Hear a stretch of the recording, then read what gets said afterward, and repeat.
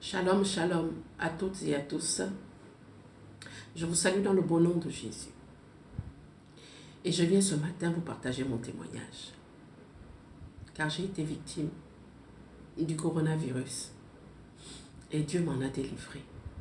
Mais avant d'aller en profondeur dans ce témoignage, je voudrais qu'ensemble nous puissions adorer celui-là qui mérite l'adoration. Mon Rédempteur, mon Libérateur, mon Roi. Alléluia.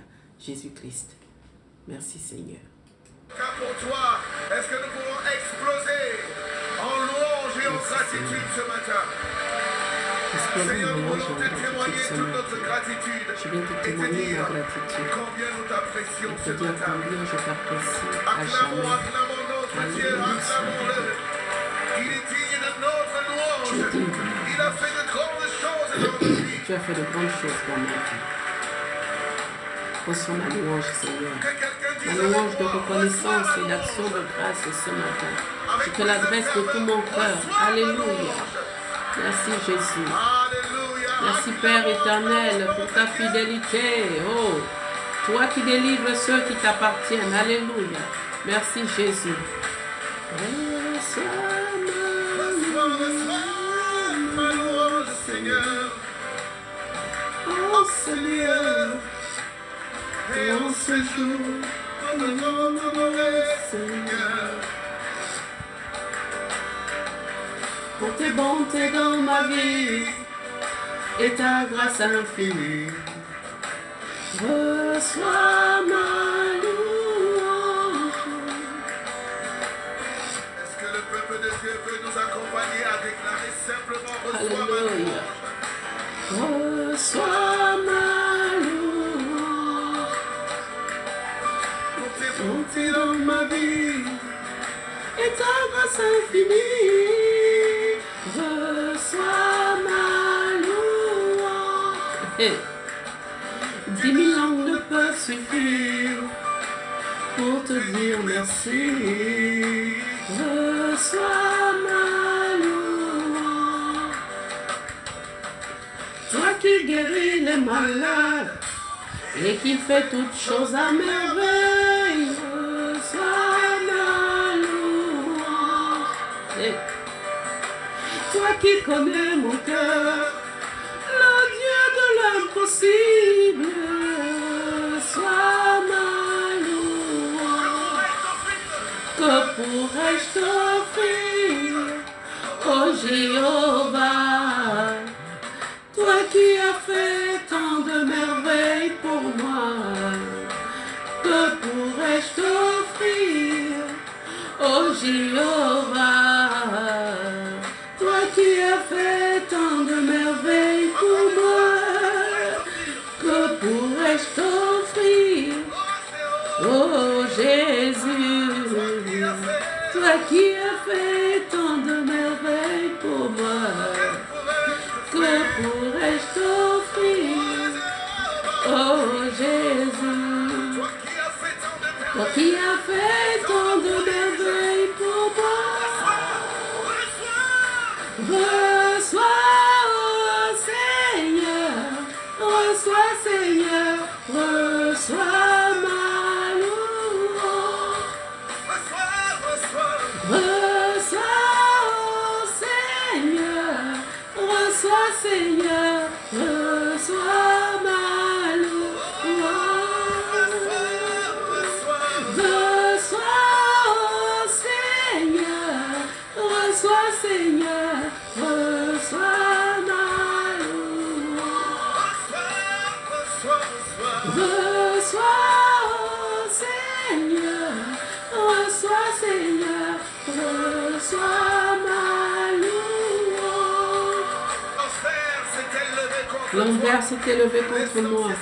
Les sorciers s'étaient liés contre moi afin de bloquer ma destinée. Hey, mais Dieu, dans son amour infini et dans ses compassions qui se renouvellent chaque matin dans ma vie, il a décidé que ce sera la fin de la captivité et de la contamination et de la mort.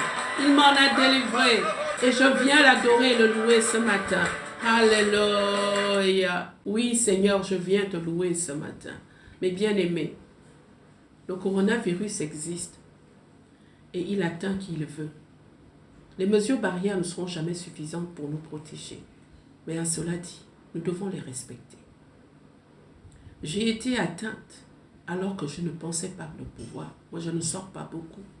Je suis toujours enfermée. Qui plus est, je suis en chambre haute depuis que j'ai atterri à Libreville en février dernier. Et donc, j'étais en chambre haute.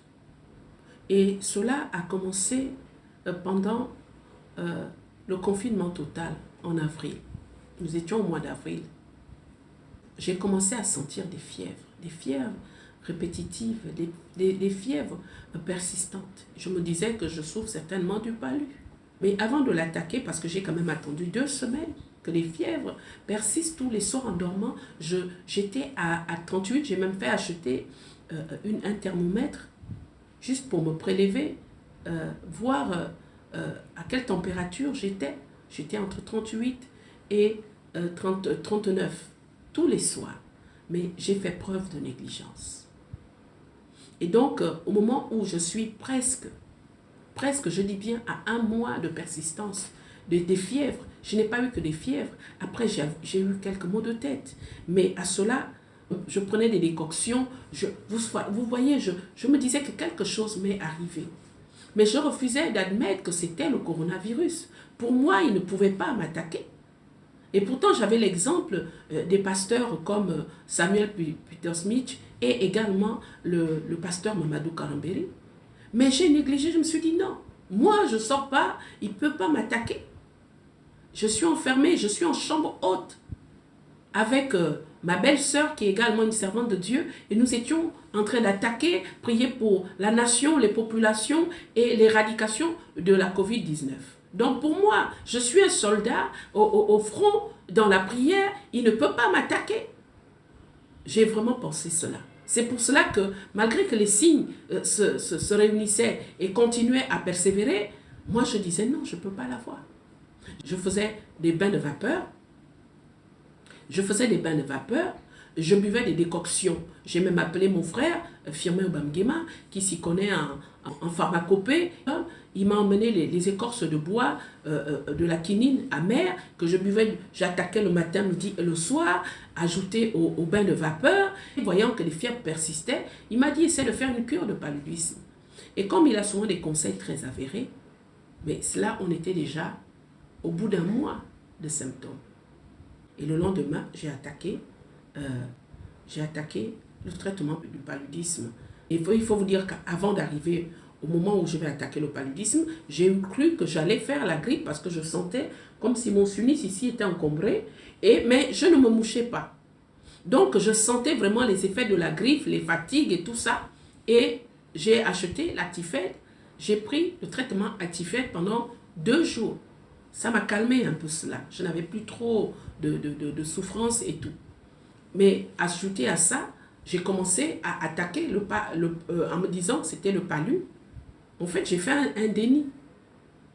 Et j'attaquais maintenant le palu. Mon frère m'a dit d'acheter le Quartem.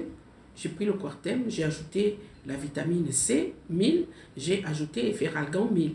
J'ai attaqué le palu pendant 3 jours puisque j'ai fait tout le traitement du Quartem.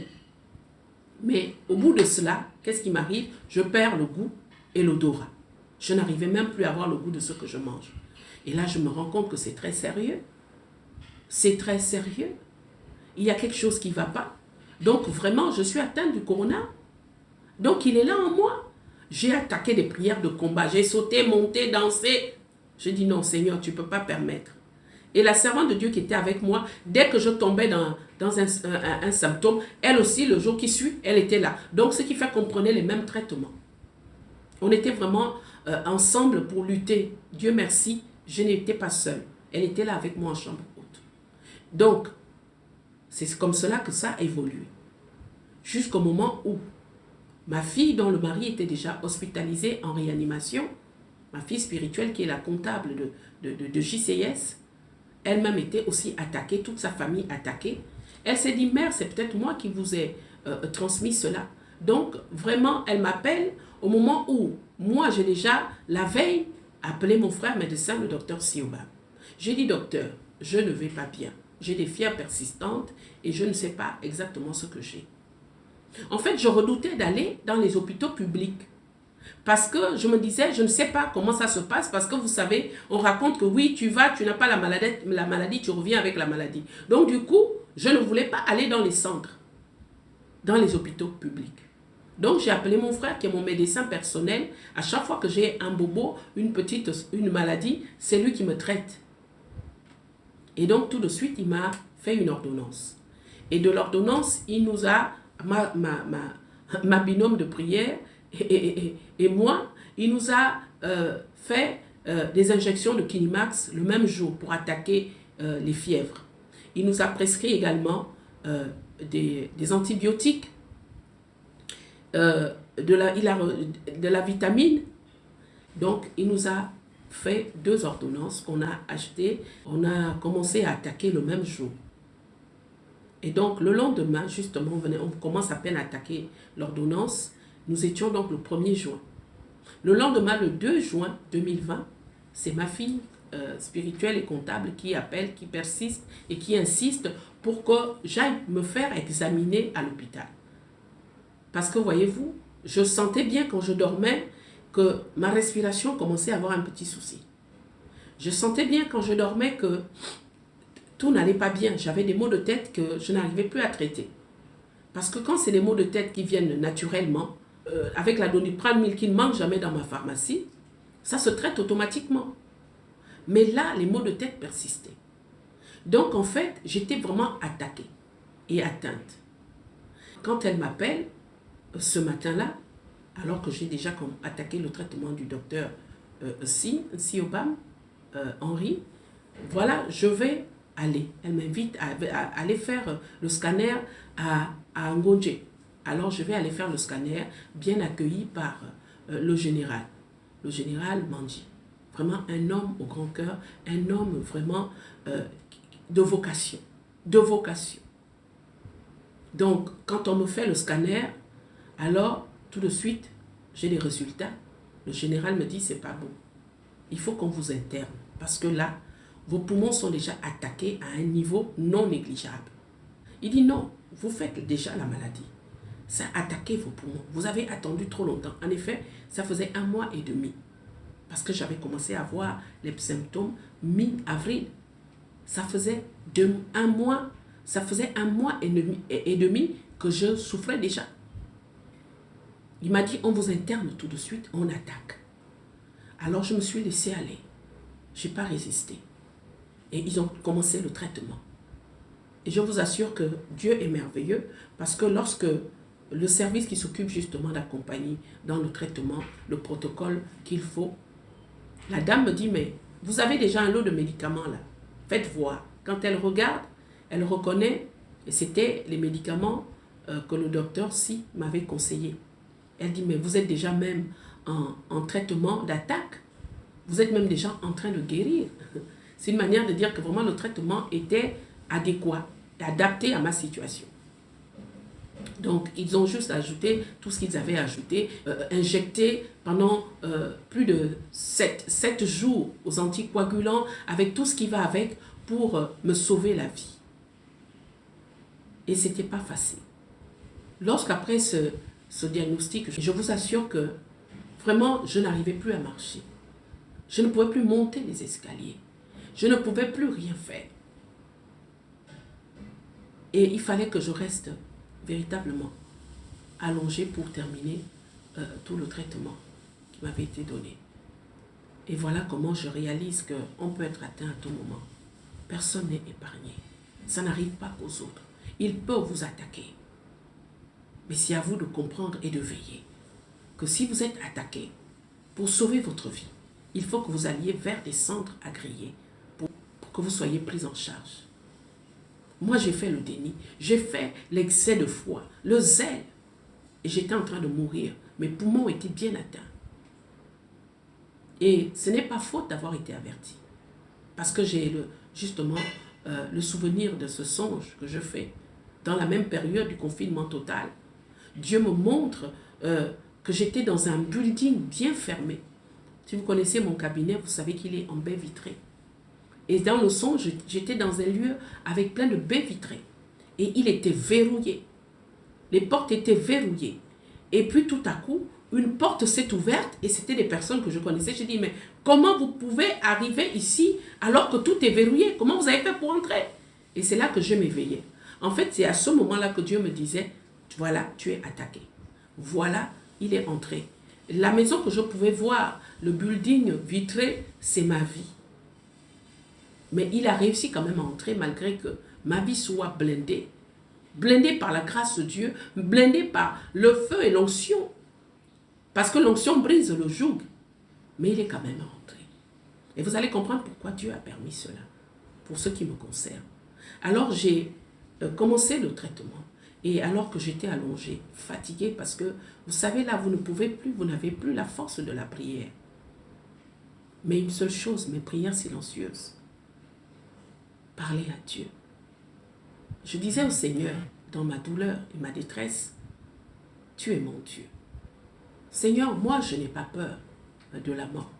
La seule chose que je crains, qui me fait peur, c'est de mourir et d'aller loin, loin de toi. Et de passer mon éternité ailleurs qu'avec toi. Et que tu me dises, tu ne m'as point connu. Selon qu'il le dit dans Matthieu chapitre 7. Il dit, beaucoup viendront à moi. Ils diront, Seigneur, nous t'avons servi, nous avons chassé les démons en ton nom, nous avons prophétisé. Mais je leur dirai, retirez-vous, car je ne vous ai point connu. Je dis, Seigneur, je ne veux pas entendre que tu me le dises.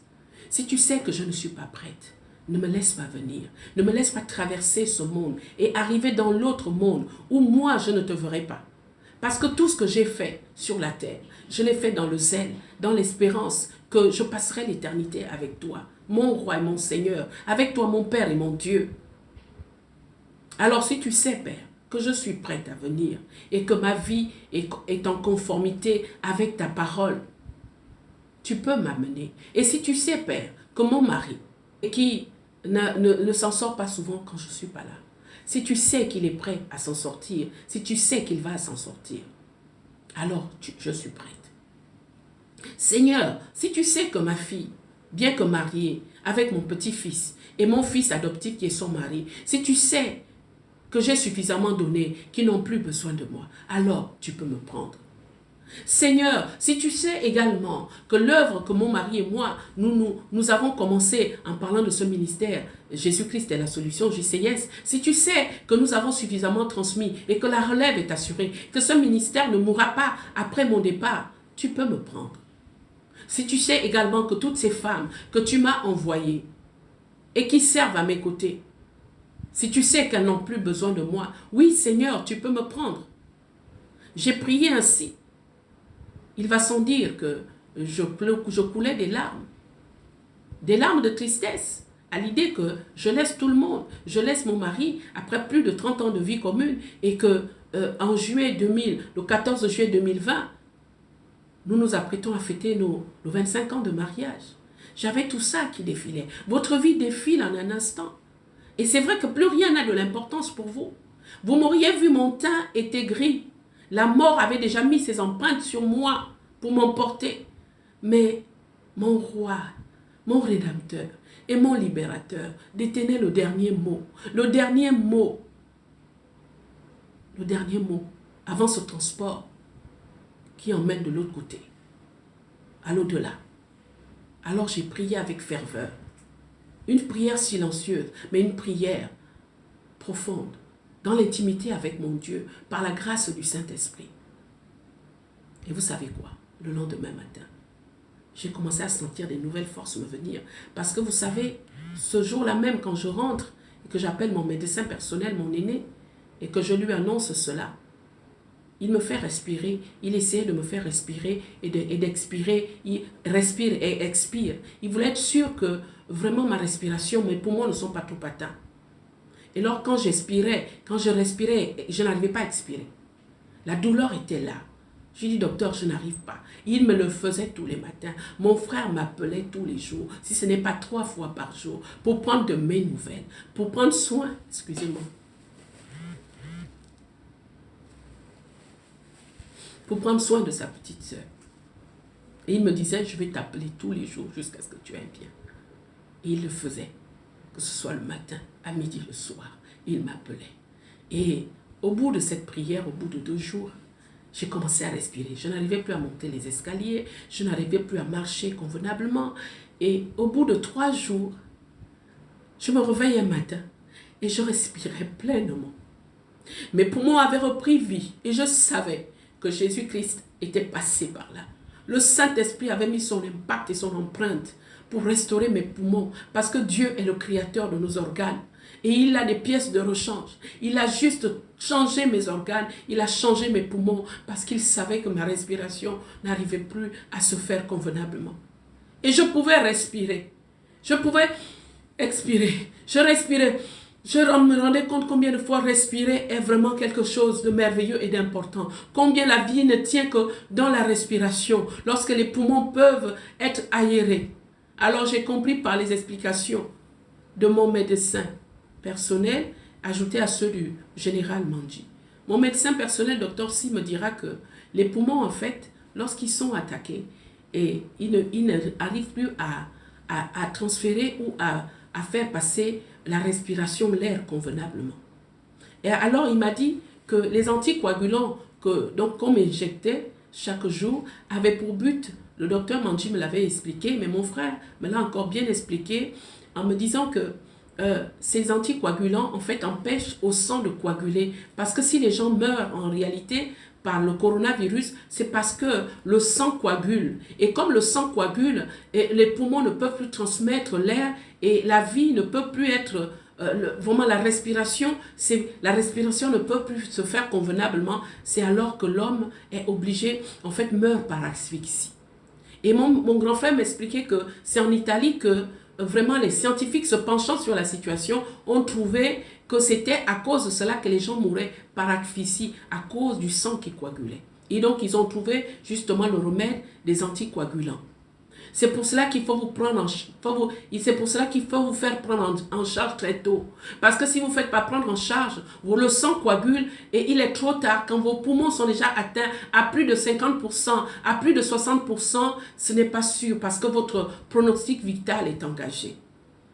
Et c'est là que vous êtes en détresse respiratoire vraiment très dangereuse. Mais Dieu merci. Quand on me réalise que mes poumons sont atteints, on pouvait encore faire quelque chose. Et c'est ce qu'ils ont fait. C'est ce qu'ils ont fait pour m'aider à m'en sortir. Le Seigneur m'a délivré le 3e jour du traitement. Je respirais convenablement, mais je suis allée jusqu'au bout de mon traitement et ils m'ont mis en quarantaine. J'ai respecté ma quarantaine avec ma cosse de prière. J'ai renvoyé ma femme de ménage. On est resté ici enfermés avec les personnes qui étaient avec moi sous traitement. Et Dieu nous a tous délivrés. Quant au premier prélèvement nasal, après le traitement, il a été négatif. Après 10 jours, je suis allée faire le 2e prélèvement. Quand le général m'appelle pour me dire, vous êtes également, le 2e est négatif. Alors il m'a fait tous les documents qu'il faut. Et les attestations pour ma rémission et attester que je suis totalement sortie de la maladie. Donc, je ne pouvais pas trop faire les gestes, sortir, aller me coiffer ou aller ceci parce que je ne voulais pas transmettre quoi que ce soit à quelqu'un avant d'être sûr que je suis moi-même à l'abri de toute attaque et de tout danger et de toute menace de mort. Et il y a une autre chose aussi. Pendant cette période que je suis là, en train de suivre ce traitement, je suis alité. Mais vous savez, je vais faire une prière radicale. Et là, je commence à sentir que les énergies me reviennent. Après 3 jours, quand je sens que le Seigneur a déjà travaillé, alors je prends autorité et je dis ceci. Je dis, Satan, c'est pour chez moi que tu as trouvé l'abri. C'est en moi que tu as trouvé le moyen de venir injecter la mort. Moi qui depuis plus de 14 ans de ministère, je suis... moi qui depuis plus de 14 ans de ministère, j'ai été et je suis un instrument de vie. Jésus n'a cessé de m'utiliser pour amener la vie, que ce soit dans les foyers, que ce soit dans les vies, pour guérir les malades de manière tangible, extraordinaire et surnaturelle, pour transmettre la vie et non la mort. Je ne suis pas un instrument qui va transmettre la mort. Et toi, coronavirus, tu ne vas pas m'utiliser pour transmettre la mort, parce que je suis un instrument pour véhiculer la vie, pour annoncer la bonne nouvelle du royaume de Dieu. Parce que c'est pour cela que j'ai reçu l'onction sur ma vie. Alors tu te retires de moi et tu vas jouer ailleurs. Je ne suis pas là pour que tu m'embêtes et que tu puisses me pénaliser. Tu ne mourras pas. Tant que mon roi n'a pas dit son dernier mot. Et Jésus avait déjà dit son dernier mot en libérant mes poumons. C'est la même chose que j'ai dit lors du dernier prélèvement. J'ai dit au personnel officiant, vous savez, moi je ne suis pas dans vos choses. Hein. Vous me prélevez et puis ça s'arrête là. Et tout va sortir négatif. J'ai terminé mon immersion. En d'autres termes, Dieu a permis que je sois attaqué et atteinte parce qu'il voulait que je sois, alléluia, dépositaire d'un message.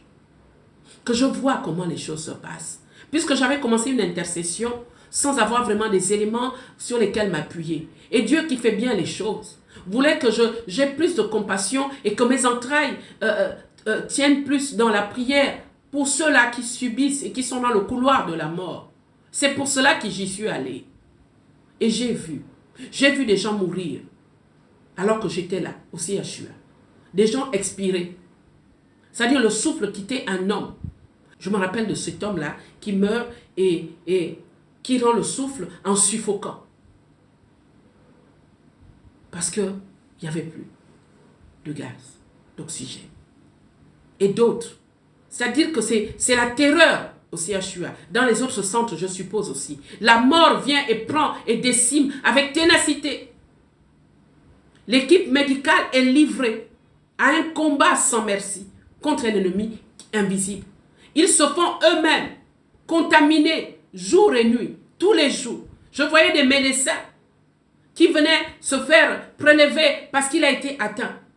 Et il partait en quarantaine se soigner. Et une fois qu'il était d'attaque, il revenait sur le terrain de guerre. Alors j'ai compris pourquoi Dieu voulait que je sois là. J'ai vu des tantes qui ne désemplissaient pas. De femmes et d'hommes et d'enfants de moins de 10 ans et même de 5 ans pour qui venaient se faire injecter. Contaminés. Des vieux, des jeunes. Vraiment, c'est terrible ce qui se passe en ce moment.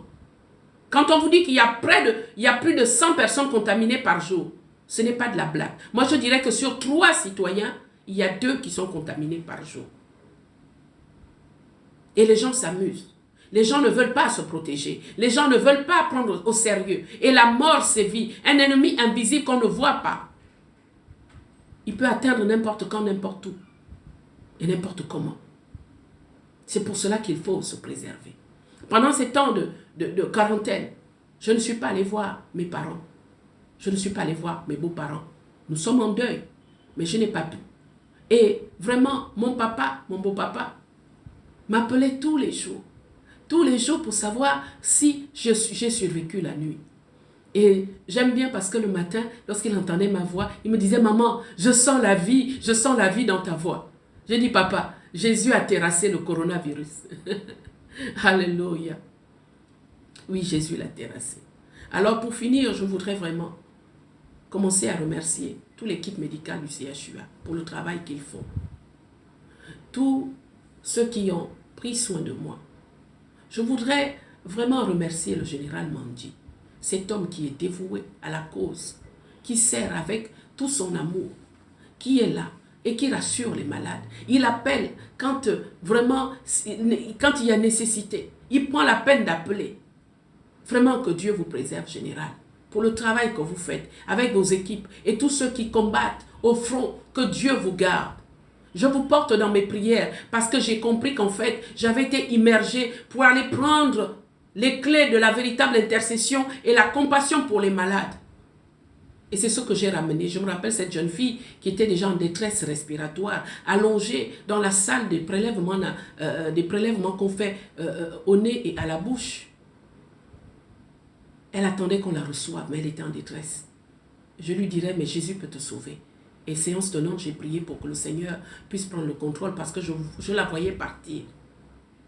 Et toutes les autres personnes pour qui je pouvais prier. Et aujourd'hui, je suis devenue une sentinelle dans l'éradication du coronavirus, dans ma nation, parce que là, on est en alerte rouge. Et j'invite toutes les sentinelles à se tenir à leur poste et de comprendre que l'heure est grave. L'heure est grave. Nous ne devons pas nous amuser. Nous ne devons pas arrêter de prier. Prions jusqu'à l'éradication totale. Prions, tenons-nous en prière. Prions pour les équipes, le personnel médical. Je déplore également une chose. L'insuffisance des équipements sanitaires.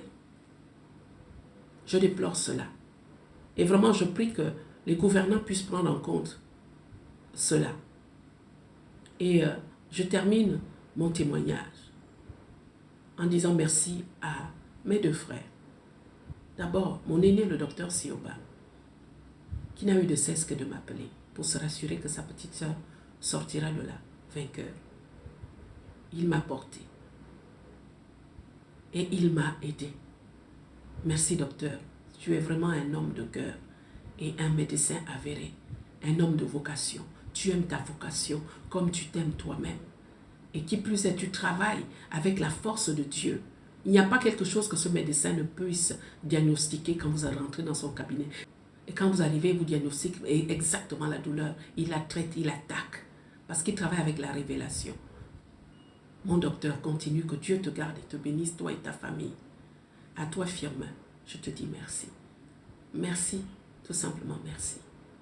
À vous, toutes les sentinelles, de près ou de loin, qui avaient intercédé pour que je reste en vie. Je vous dis merci. Je vous remercie pour cette affection. Je vous remercie pour cet amour.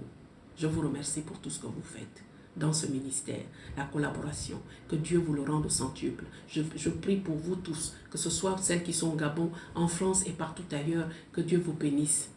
Ce ministère, c'est qu'il est grâce à vous. Merci pour votre soutien, votre aide et tout ce que vous faites pour que par ce ministère, Dieu fasse avancer le royaume de Dieu. Amen. Merci. Et pour finir, je conseille vraiment de prendre soin de vous. De ne pas croire que c'est juste une phase, que c'est juste une ambiance. Allez-y à l'hôpital. Dès que les 2 premiers signes sont accomplis, surtout quand vous avez perdu le goût et l'odorat, rendez-vous dans les centres agréés pour qu'on vous prenne en charge à temps. N'attendez pas. Ne faites pas de l'automédication. Non. Parce que vous ne savez pas en réalité ce que vous avez. J'ai fait cela. Et ce n'est pas ce qui m'a soigné. C'est Jésus qui m'a guéri. Mais le traitement m'a aidé à renforcer mon système immunitaire. Et je sors de là. Je suis requinquée, je suis vivante. Et l'onction renouvelée, alléluia, je suis l'attaque. Par la grâce de Dieu. Le coronavirus ne passera pas pour moi pour contaminer. Il est vaincu. Au nom de Jésus-Christ. Et je le déclare. Et nous disons Amen. Merci. Merci encore. Merci à mon Dieu qui m'a renouvelé ce souffle pour que je continue la mission. Qui m'a renouvelé son souffle pour que je continue à le servir sur la terre et à préparer l'Église à l'enlèvement et à former les femmes qui doivent être formées pour la mission. Et je m'attaquerai et je m'attaque à cela. Dieu est grand, il est merveilleux. Que le Seigneur vous bénisse. À très bientôt.